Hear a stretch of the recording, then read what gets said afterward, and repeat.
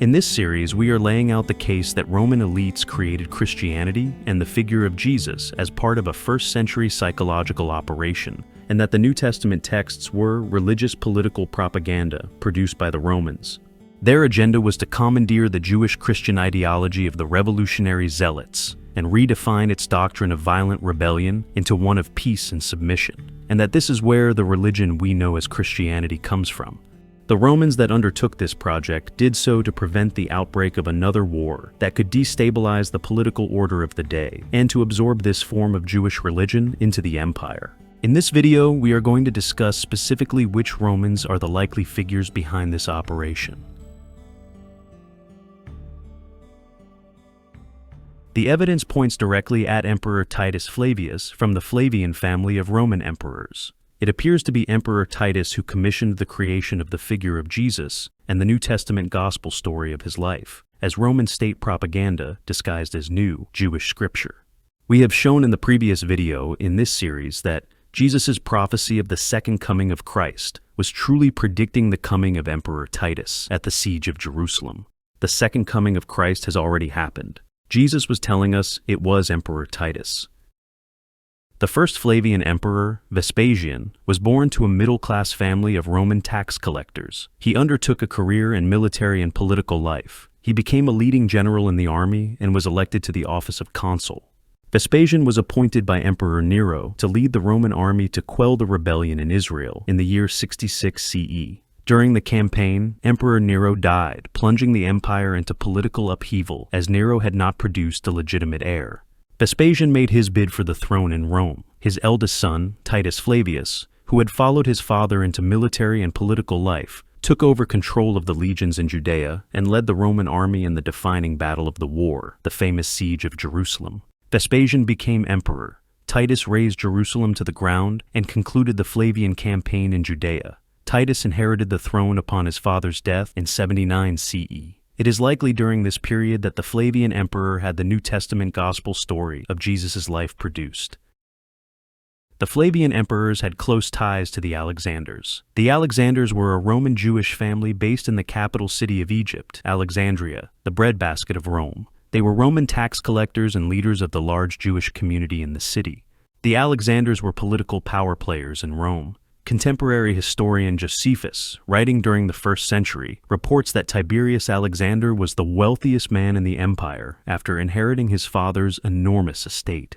Vespasian left the army in Judea and first traveled to Alexandria to secure the backing of Tiberius before going to Rome to claim the throne.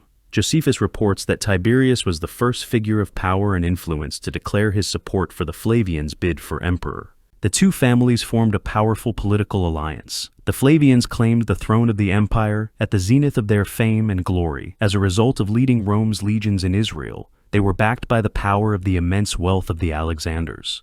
While Vespasian traveled to Rome to be crowned, Tiberius Alexander went to Judea to act as Titus's second-in-command during the siege of Jerusalem, the pivotal moment in Christian history where Titus destroyed the Jewish temple.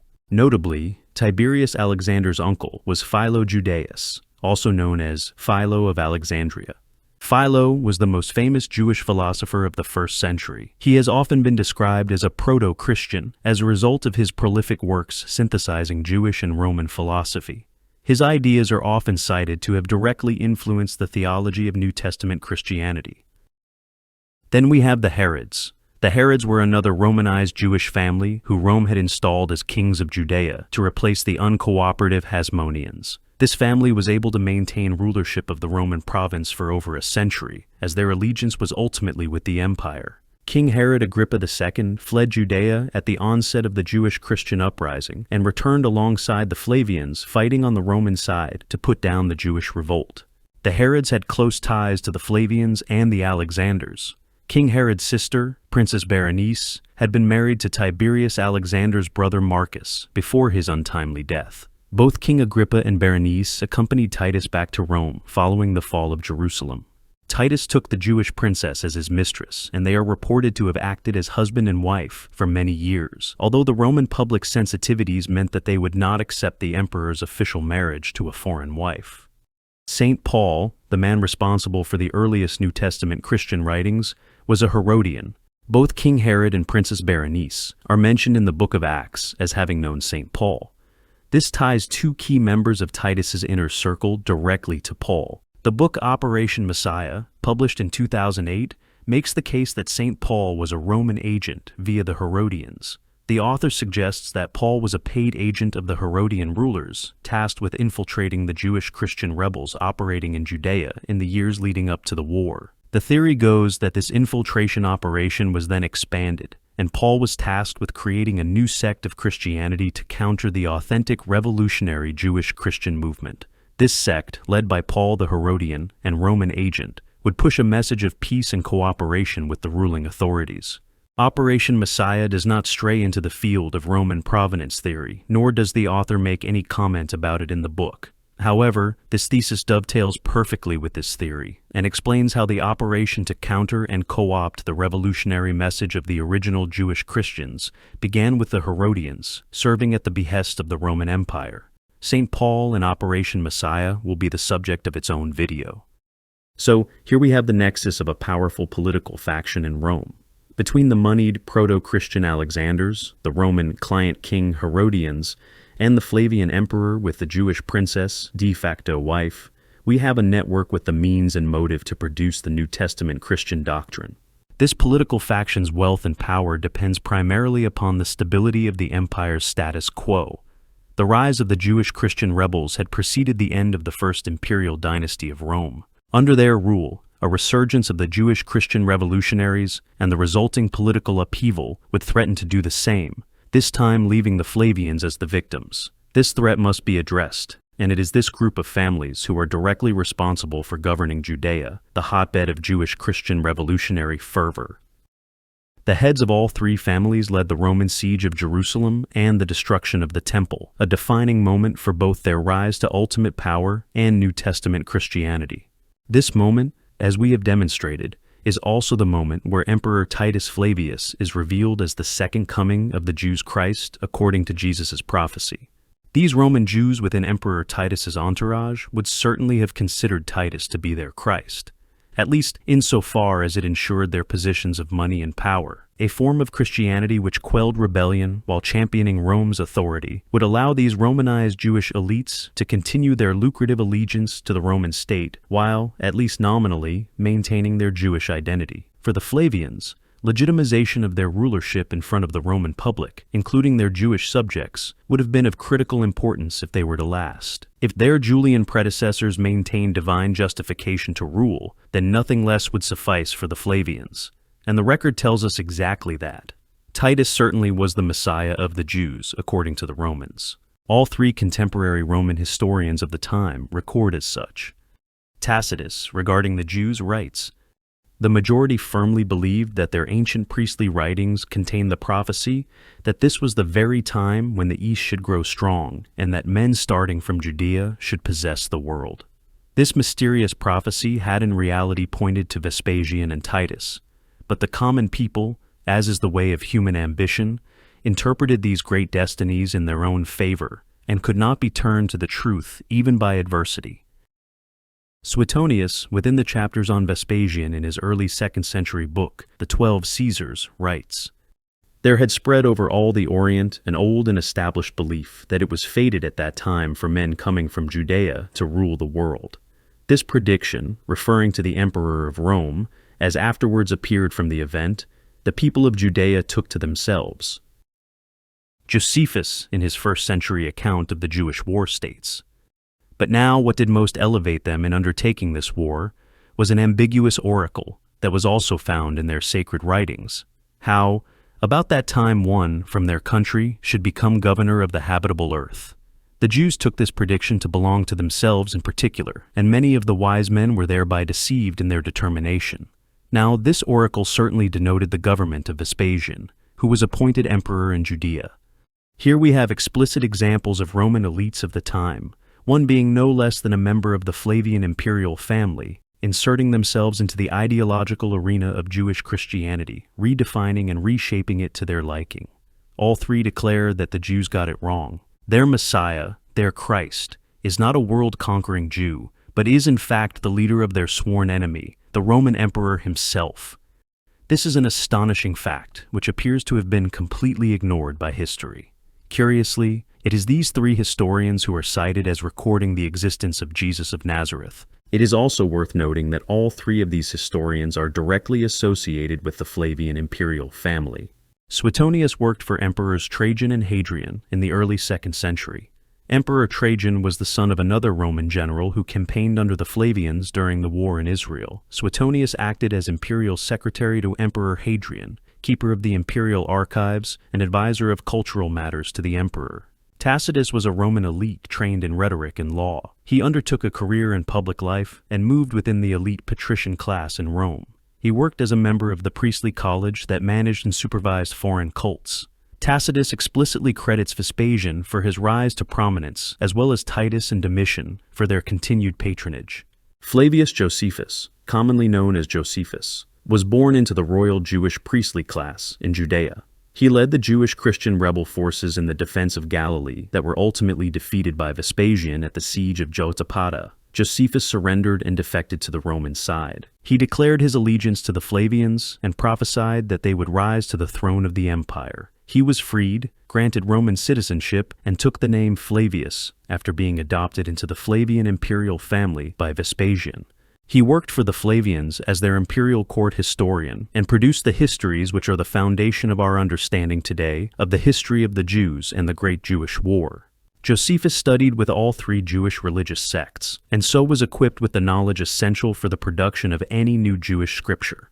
At the moment of his surrender to the Romans, he declares to Vespasian that he is a messenger of God. He gives Vespasian the title of Lord and describes him in overtly messianic terms. Josephus, in strikingly New Testament Christian fashion, tells us that the Jews' good fortune has gone over to the Roman side. In other words, God's covenant is now with the Romans. Upon his father's death and his inheritance of the throne, Titus made a successful case to the Roman Senate for Vespasian's deification. That made him the son of God, and Titus would later ascend to the status of God himself. Titus held the position of Pontifex Maximus, the head of the Roman College of Religions, which oversaw all religious goings-on within the empire. The position would later be amalgamated with the position of Bishop of Rome to form the office of the Pope. As Pontifex Maximus, Titus created an imperial cult for the public worship of his father and family throughout the empire in the vein of the cults established for the Julian emperors. The imperial cult operated as a network which the emperors in Rome could use to influence the culture of the provinces how they saw fit. They also acted as informal intelligence networks.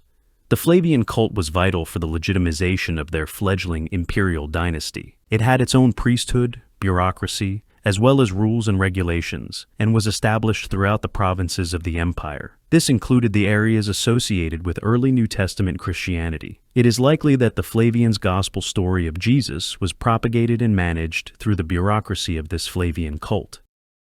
The catacombs of Domitilla are the oldest Christian catacombs found in Rome. They are named after the Christian saint, Flavia Domitilla, granddaughter of Emperor Vespasian, Emperor Titus's niece. The catacombs were a Flavian family burial ground, and they contain many Christian frescoes and inscriptions. 3rd century Roman historian Cassius Dio states that Saint Flavia Domitilla was exiled, and her husband Titus Clemens was put to death for the crime of atheism. Dio tells us that this charge most often applied to people who drifted into Jewish ways. 4th century Christian historian Eusebius provides us with further understanding, stating that Saint Domitilla was punished for her testimony to Christ, confirming that she indeed was a Christian. So, does this mean her husband Clemens was a Christian as well? Saint Domitilla was the niece of Emperor Titus. Her husband, whose full name was Titus Flavius Clemens, was Emperor Titus's cousin. Domitilla and Clemens were husband and wife, and first cousins once removed. Were these two members of the Flavian imperial family both Christians? The authoritative translations of the Eusebian passage that confirms Domitilla's Christianity states that she was the niece of Titus Flavius Clemens. Many scholars believe that this is either a mistake by Eusebius or a mistranslation. However, this error has muddied the waters and allowed modern historians to escape the question of whether or not Titus Flavius Clemens, cousin of Emperor Titus and consul of Rome, was also a Christian. In the lesser-known 8th century writings of Christian historian George Syncellus, Syncellus quotes this important passage from Eusebius. In his quotation, Eusebius describes Saint Domitilla as the cousin of Titus Flavius Clemens, which aligns with Cassius Dio and our other sources. Most importantly, he confirms Clemens was martyred not just for adopting Jewish ways, but for being a Christian, just like his wife. This is a highly significant revelation. This means that not only was the niece of the Roman emperor a Christian, but his cousin was too. Was their Christ their family member, Titus Flavius, the emperor who claimed to be the Christ?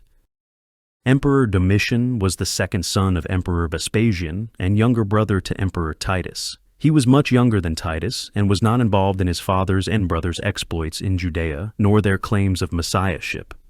Titus died unexpectedly, and Domitian inherited his Messiah brother's government. As we have seen, it was Domitian who banished his niece Saint Domitilla and put to death his cousin Titus Flavius Clemens for adopting Christian ways as part of a violent purge. Domitian rebuilt and reconsecrated the Temple of Jupiter in Rome, which had been left lying in ruins since the beginning of his family's rule. His purge appears to be a reaction to foreign influence and a return to traditional Roman culture within the Flavian court, and a rejection of his family's drift into Christian ways. Now, another question must be asked. Was Titus Flavius Clemens the first-century pope, Saint Clement of Rome? In the earliest sources, Saint Clement is listed as the third pope after Saint Peter. However, some sources suggest he may have been the first following the founder. Saint Clement's original full name is not known. In fact, not a lot is known at all about this earliest of Christian popes. Could Saint Clement have been Titus Flavius Clemens? The Catholic Encyclopedia states that custom in the 19th century indeed held that Pope Clement was in fact Titus Flavius Clemens. The Catholic Encyclopedia also records that in the apocryphal text, the Acts of Saint Nereus and Achilles, Pope Clement is represented as the son of Titus Flavius Sabinus, nephew of Titus Flavius Clemens.